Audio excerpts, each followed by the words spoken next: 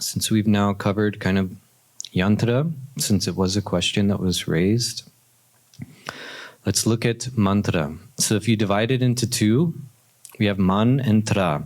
Man means mind, like manas. And then tra means to liberate. So what is a mantra? A tool to liberate the mind. That's why here in integral yoga, the primary practice is japa yoga, which is repetition of mantra. So this is the primordial sound vibration. So kind of just contemplate for a moment, what's the difference between a sound and a word? When we say word, we're entering the psychological structure of the human being, which means we're often missing the point. A sound, when you talk about sound, you're touching the source of creation. So I like to think of mantras as combination locks.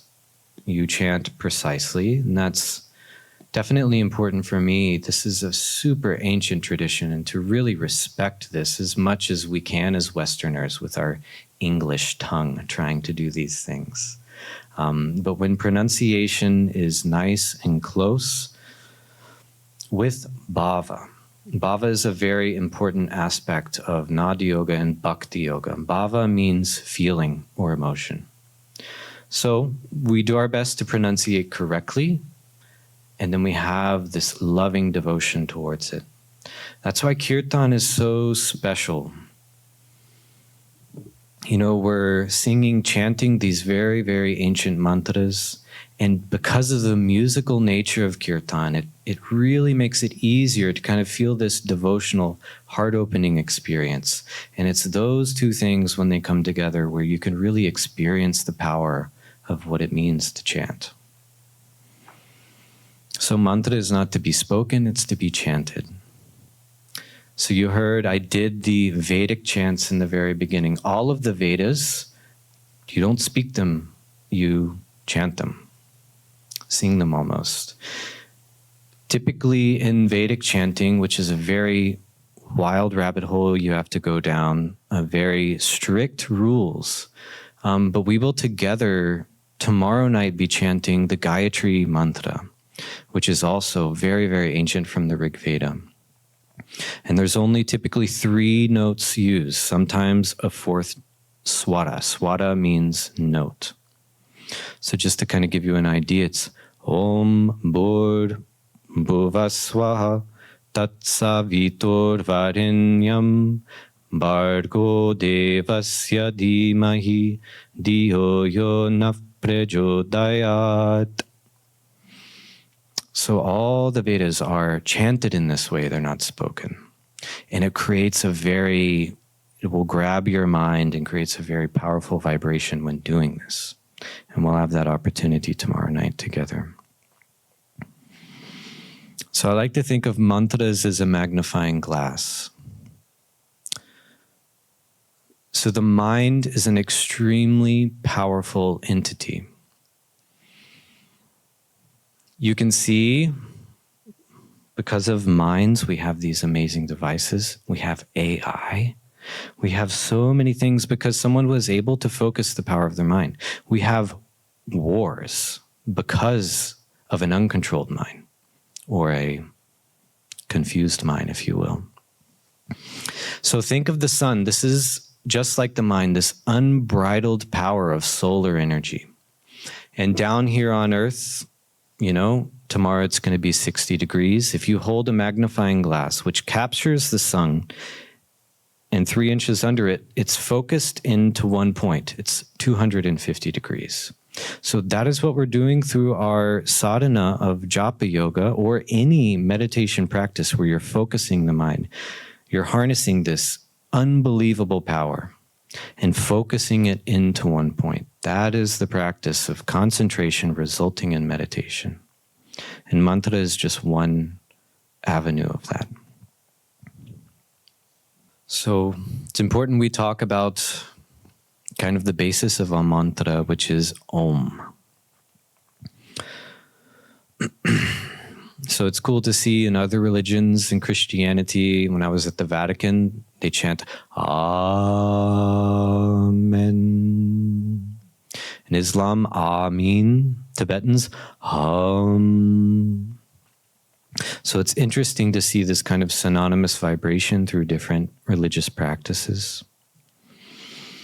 So if you were to take your tongue out of your mouth, you can only utter 3 sounds.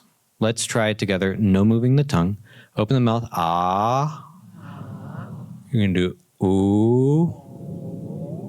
Mm. So it's when we add the tongue, we can make all of these different sounds. But without the tongue, there is just this basis, which is hum. So in the Upanishads, they go and they break down A, U, M, these 3 specific sound vibrations. A is akar, the vibration that brings manifestation into the universe. U being ukar, which is the preservation. And being makar, which is the dissolution. So I spoke at the satsang before kirtan. We have Lord Brahma, Lord Vishnu, Lord Shiva. This is direct correlation to Om as well. We have what creates, the manifestation, the preservation, and the dissolution. In Sankhya philosophy, this is called the samsara. Samsara means wheel, the wheel of time. So obviously right now, we're in the preservation stage. We're all here together. But time for humans is very long.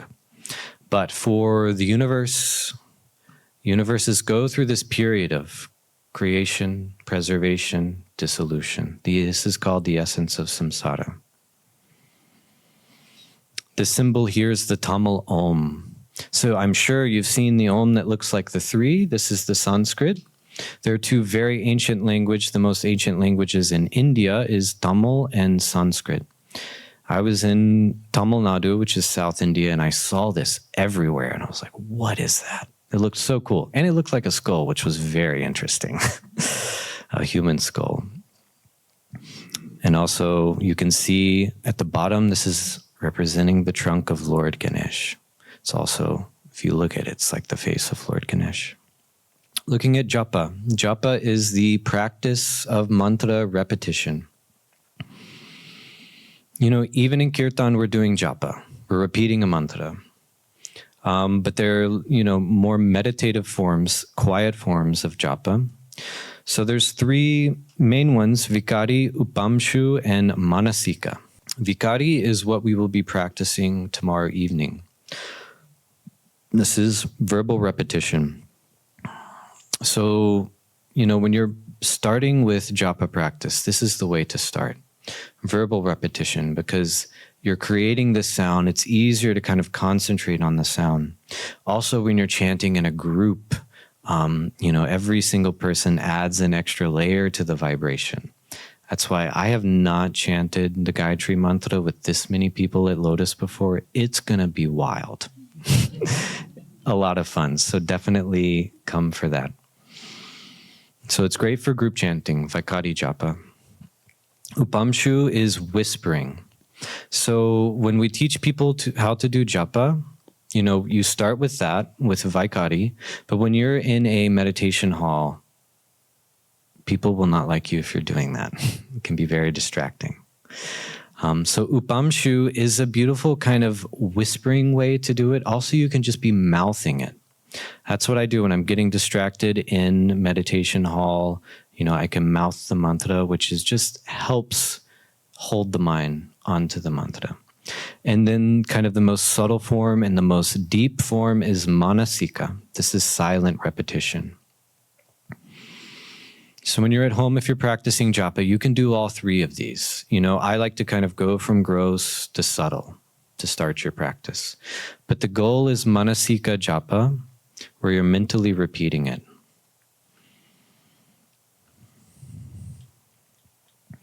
So manasika japa results into ajapa japa. So japa means repeating or remembering the mantra, and ajapa japa means constant awareness. So the letter in the A in front of japa means without.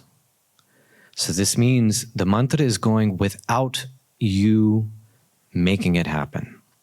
So when you have chanted a mantra thousands and thousands and thousands of times, it kind of plants itself in the mind and it just starts going. So throughout your day, without even thinking, you can hear this mantra. This is called ajapa japa, which is really a high level of the practice, but it will happen. I mean, we've all gotten those songs stuck in our head, right? You know, the very sticky songs on the radio. This is a japa japa. Maybe not the most sacred form of a japa japa, but it happens very naturally. So practical tips for practice. So it's good, you know, when you have your meditation practice, it's good to have a sankalpa. Like, hey, I am doing my meditation for 5 minutes, 10 minutes. You know, for these things, you need a timer. And as you get deeper into meditation, timers can become terrifying. And, you know, when you're deep, I mean, they make really great apps now where it's like a low sounding gong so it doesn't shock you out of your skin. You know, Bharaman's wife, Lakshmi Barcel, told me this story once where she was very deep in japa and a cat walked up onto the mantle and knocked off this crystal bowl and it hit the ground. And she said it took her 5 days to recover from that. I'm sure she was like an hour into meditation so deep and this explosion happened and it really shocked her system. I don't know why I was saying that. But, right, time and focus. So it's great to have timers, but there's also ways to count your japa without a timer. So you'll notice, like, when we do Gayatri tomorrow together, it takes about 35 minutes to do 108 repetitions, which is what we'll be doing. 108 is like minimum for Gayatri to be doing. But there are also tools like malas. So there are many different malas. Typically they have 7 to 21 to 54 to 108 beads. This one is a great japa mala because it's got these little silver links between it so you can easily feel. This one is 54. But most japa malas are 108. If you're getting a mala for japa, I believe it's important, or it's easier for the counting if there's some distance in between the two beads. Sometimes if it's string or silk, it's a knot in between. I do find that if you want to practice japa, that does make it easier just to feel in your hand. So Satya mentioned, this is the ego. Notice when I'm practicing japa, we're not using the ego. Yeah? We're using, of course, the Lord itself to turn the beads. So you can hold it over the middle finger or hold it over the ring finger. I see both. If you hold it over this finger, your hand will fall off. Just joking. You will be totally fine. But in the tradition, this is how it's done. Also, Buddhist tradition holds it like this. Typically, I like to hold it like this. You also see, this is a local Swami who actually lives 30 minutes away from the ashram. He's using a yoga dada, which is like a little staff for your arm.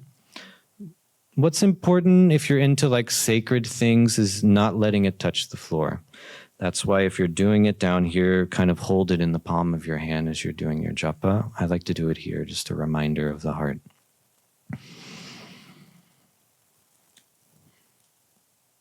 When I was in India, my wife and I traveled to India before the birth of our first child. And we traveled through South India, Tamil Nadu, kind of tracing the footsteps of our Guru Swami Satchidananda. And we were in this temple, Palani, and I saw the Vedic pundits, who are kind of the Vedic gurus, the teachers, and children. So the guru would sit here, and then the children would line up next to one another, like that. And I saw the children, they were doing their Vaikari japa, so it was allowed, and they were doing this thing on their finger. And I watched very closely, and I noticed they were using the digits of their hand to do the counting. So they weren't using japa mala. So, I mean, we're materialistic. You could buy a japa mala, but you have one here.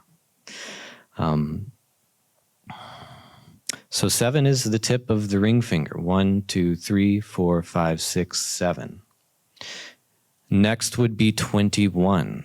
21 will end at the base of the ring finger. 1, 2, 3, 4, 5, 6, 7, 8, 9, 10, 11, 12, 13, 14, 15, 16, 17, 18, 19, 20, 21. So this is just a cool way to remember what you're doing. Once you get into higher numbers, japa malas become very nice. But if you do some math, you can use the other hand to kind of count different rounds if you want to go to 54 or 108. At that point, just get a japa mala, in my opinion. So what's important for any practice is same place, same time, same mala if you're using a mala, same clothes. I'm sure at the final session we'll talk about how to create an altar at your home. But I'll go just a little bit into it now. Your altar is your altar. So anything that brings up good emotions, spiritual vibrations, positive vibes in you, that's what goes on your altar. And this is something you keep clean. Unless you have kids like we do, our altar is always being disintegrated and moved all around. But it's something, if possible, you keep very clean. Some people, when they're not using their altar, they'll put a cloth over the altar. And, a lot of homes in Yogaville, it's amazing. They have whole rooms for their altar, for their sadhana. So when you open the doors of that room, kind of you can feel the spiritual vibration come out. I don't have a big house, so I don't have that. We just have a little corner. So we pick a corner in our house. You do the best you can with the space you have. But it's important, a lot of people have doors or some sort of feng shui thing that they put in front of it. If you're like watching Netflix, it may not be the best, just have your altar exposed. It's up to you. Our altar is always exposed just because of the nature of our home. But it's up to you how you want to design these things. But it's important when you do regular practice in the same place, it builds a vibration. That's why this ashram is what it is. It's been here a long time. Thousands of people like you have came and done spiritual practice. Guru Bhavan's been here since almost the beginning. You can think there's been millions of mantras chanted in there.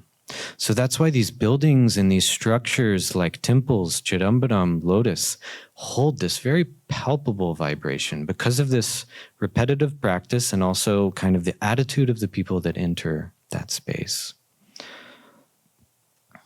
So I thought it would be nice to do some practice. So we're going to get the experience of Vaikari Japa of a Vedic mantra tomorrow evening. So we won't do that tonight. What we will do tonight is explore this science of Narada Yoga through, now it's called Hindustani classical or Carnatic music, but ultimately it all comes back to the same source. The most ancient traditions of music are in the East. And the Western traditions were birthed out of those traditions. So we're kind of tracing it back all the way to the source of where the guru and the disciple trained. I'll give you kind of an overview of the practice. So it's called Saptak Sadhana. So there are 6 main notes to music.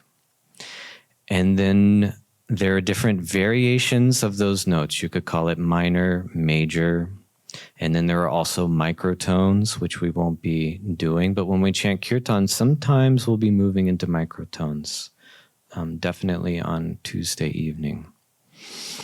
So saptak means 7. You can count sa 1, 2, 3, 4, 5, 6, 7. So ni is the 7th, and then the high sa is an octave. Sa re ga ma pa da ni sa sa sa. So these are the same notes, just octaves of one another. Are you with me? We're going to get a little heady, but not too much. The experience is what's important, not really psychologically understanding it, but doing this practice together. So what we're going to be doing is moving through these notes together in a practice that's called Saptak Sadhana.